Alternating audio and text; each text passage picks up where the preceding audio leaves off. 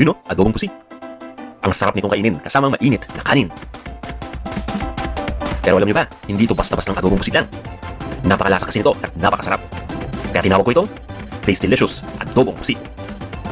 Yan ang lulutuin natin ngayon. Ito ang mga sangkap na kakailanganin natin.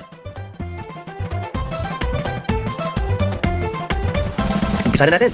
Maglalagay lang tayo ng cooking oil dito sa isang cooking pot at iinitin lang natin ito. Kapag mainit ng mantika, ilagay na natin kagad yung bawang. Igisa lang natin itong bawang hanggang sa mag-light brown ang kulay nito. Pagkatapos, ilagay na natin kagad yung sibuyas. Hiniwa ko lang ng maliliit na peraso, hindi namin itong sibuyas dito. Gisa-gisa lang ng konti pa. Tapos ilagay na natin dito yung kamatis. Itong kamatis naman, hiniwa lang natin into cubes.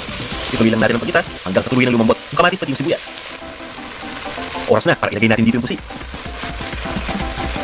Ang gamit ko dito yung medium size na squid. Hiniwa ko lang ito, pero pwede kayong gumamit ng buong pusit. Nasa sa inyo kung gano'n ang gusto ninyong ilagay. At dahil mabilis lang maluto ang pusit, igigisa lang natin ito sandali. Makaraan ng ilang minuto, tatanggalin din natin ito kagad. Mapapansin niyo may namumuo ng liquid dito.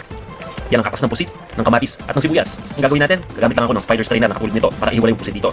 Okay lang kung masama man yung sibuyas pati yung kamatis. Ang importante, tatanggalin natin lahat ng pusit para hindi ito ma-overcook. Dahil kailangan natin iluto yung liquid dito ng medyo matagal. Kapag wala na yung pusit, timplahan natin ito. Maglalagay lang tayo ng toyo at ng tubig dito. Pabayaan lang natin itong kumulo.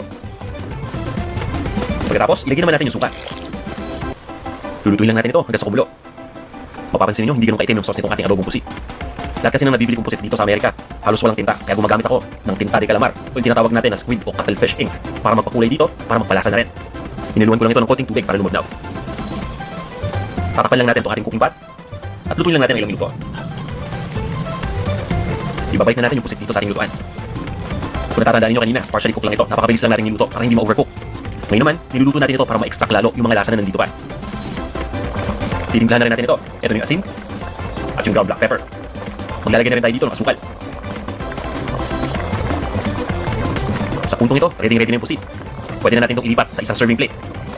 Pero hindi pa tayo tapos sa sauce. Tatanggalin lang muna natin yung pusit dito. At lulutuin pa natin yung sauce nito hanggang sa lalong maging mas malasa.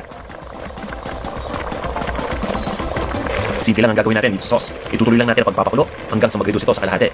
Mas magiging malasa ito at medyo malapot. Ayan, ready na yung sauce. Ilalagay ko lang ito sa ibabaw ng pusit na nasa serving plate na at hahaluin lang natin mabuti. Pagkatapos, iserve na natin ito. Maraming salamat sa inyong pagnood. Mas marami pa kayong videos na aabangan in the future. At inimbitahan ko rin sana kayo na mag-subscribe dito sa ating YouTube channel. Ito na, ang ating Taste Delicious Adobo.